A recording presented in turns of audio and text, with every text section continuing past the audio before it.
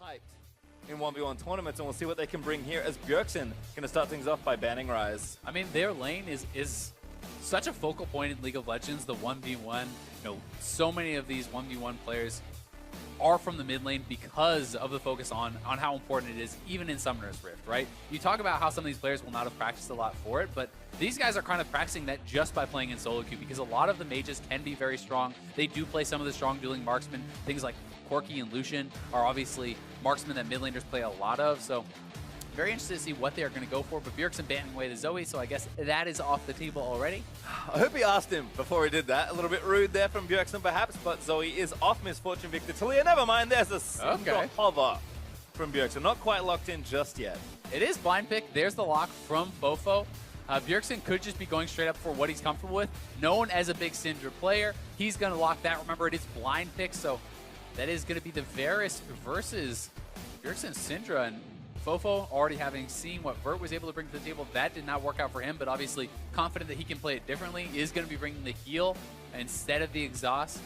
Certainly expecting quite a lot of Varus in the 1v1 tournament actually, but Bjergsen, I think again, kind of doing the right thing here. We'll see exactly what summoners they settle on.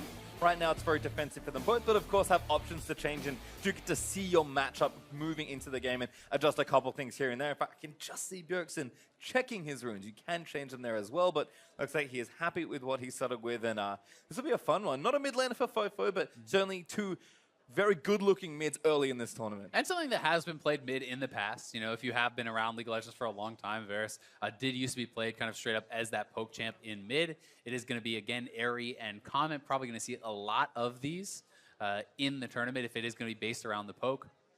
But I do think that there's more of a chance of Bjergsen kind of ooming on the Syndra than there really was of Faker on Nasus. So it'll be interesting to see if FoFo can kind of outlast him. He did end up actually changing over to the Exhaust. So again, mirrored summoners here, Barrier and Exhaust. Can already see Manifold Burn, as expected, taken by Bjergsen just based on the glowing blue of his health bar. But certainly did stick with those defensive summoners. Again, probably see a lot of those here in the tournament. FoFo not going to eat that first Q. In fact, draws the first bit of damage, hail of arrows into that Comet proc, and Bjergsen just going to go back. This is something you can do on this map.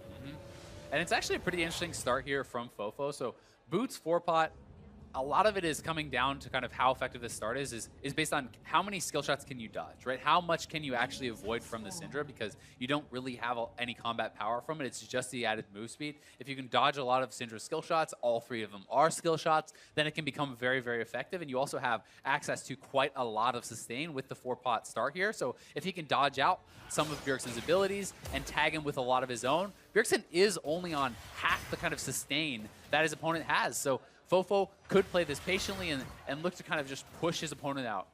Well, Bjergsen getting that harass started, but FoFo again getting it going with the Comet after the E. Kind of fun point of pride between these two as well. FoFo, one of his bigger international stages here after leading his team to two good-looking victories. Bjergsen, of course, a former 1v1 champion as well at the All-Star event. So both of these players looking to move on. And unfortunately for this event, it is a best of one single elim moving, at least until you move into the later stages. So not a lot of room for mistakes. No, not at all. And it's going to be some really tight competition, because I do think players are starting to take the 1v1 more and more seriously, kind of as a point of pride, right? It is this thing where there's no excuses really on the table. It is just you versus your opponent. It is not your team versus their team. And these guys want to show that they are the most dominant player on the Rift, that they can crush some of the competition. Yep, my hope for fun died when Grasp of the Undying Caitlyn was a thing.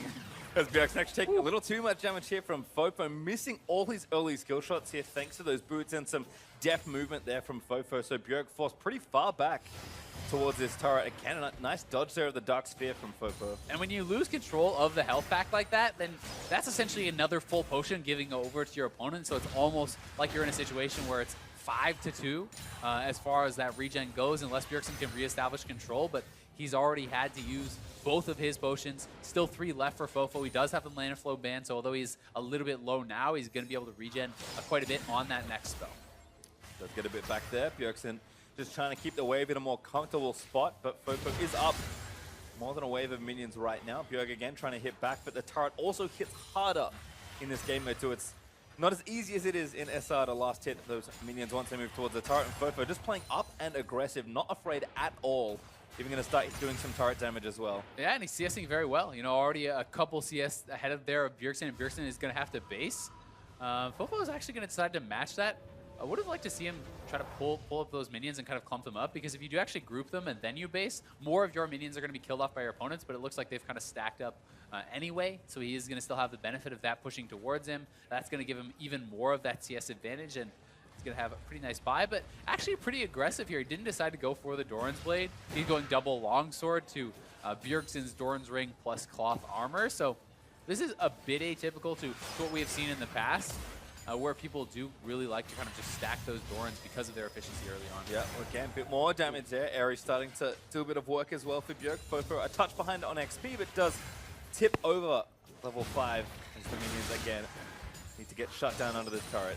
The other thing we have to keep in mind here is this is a Syndra versus someone who is not building MR. It's not like he's building a Hex Shrinker or anything like that. So there is still the potential to combo him down at 6. I mean, you see how much damage that is alone? If Bjergsen is 6 there, FoFo does have the potential to die, right? Yes, he has barrier exhaust, but if Bjergsen is able to get up on top of him and continue pumping in that damage, you can combo someone out. And I think in the best case scenario for Syndra, you're only going to get to use barrier in most of the situations, not exhaust you, as you likely won't be in range. So we'll have to see. FoFo, though, chewing through those potions, now only has 1 left. He is 6 and Bjergsen's 5, so he's kind of posturing aggressively here, but getting pretty low. Damage back, Chain of Corruption hits, Bjergsen out of mana, but has the summoners left. FoFo doesn't get too much off that ultimate. No, he did get a little bit of pressure, but I mean, he's running out of mana here now, and Bjergsen does kind of have the health advantage, and he has a Mana Flow Band proc right now, so he's going to be able to stay around and kind of continue to threaten his opponent. Is 6 now here also, so FoFo definitely has to be careful, especially as you kind of called out for Bjergsen. It's the same for FoFo. If you're not in range to exhaust on the ultimate, then that summoner is really not going to do you a lot of good, although you obviously still will have the barrier in your back pocket. Yep, FoFo though, grabbing a health relic.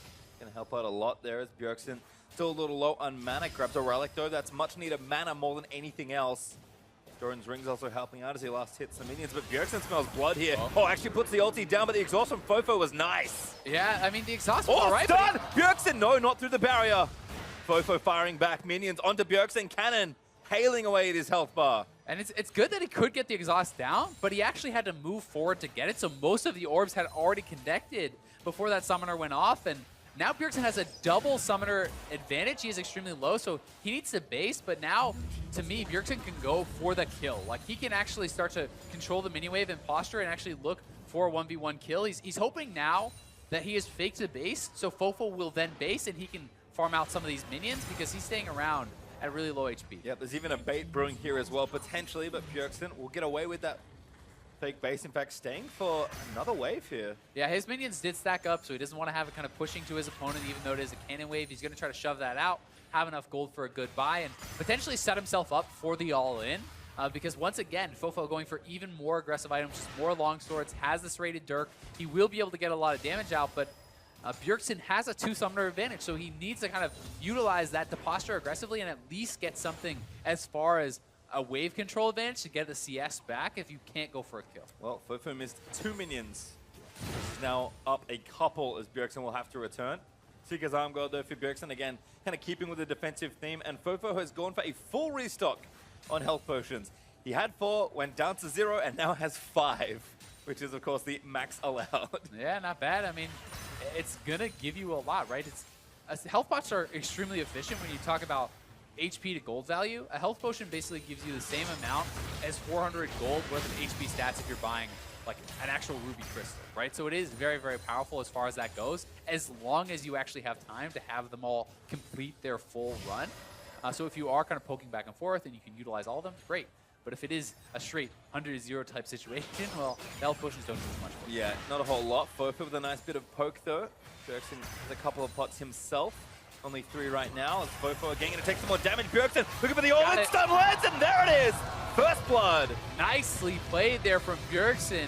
Forcing out both of the summoners, actually, from FoFo earlier on. Knows he has the advantage. Doesn't even end up needing either of them to complete that 1v1 kill.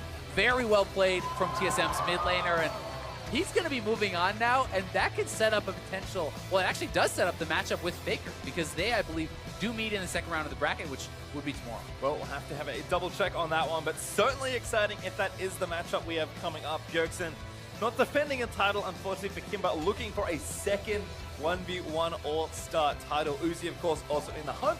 We'll see him later in the tournament, but there are some killers out there as FoFo makes an unfortunate early exit from this portion of the tournament. Still plenty for him to play for. So watch this one again.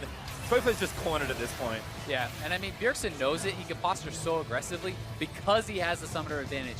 He goes back, he gets a good buy, he establishes that lane dominance, and able to take down FoFo. And so far, 0 for 2 for Varus in the competition. It had been all about AD carries really last year. But so far, we have a Nasus winning, we have the Syndra winning, and both of them looking pretty damn good doing it. You know, there could be an argument for, oh, well, is it about the player, is it about the champion? But we'll have to find out as the tournament goes on. Certainly will, but we will kick things on. Next to prove themselves on the Howling Abyss, it's Power.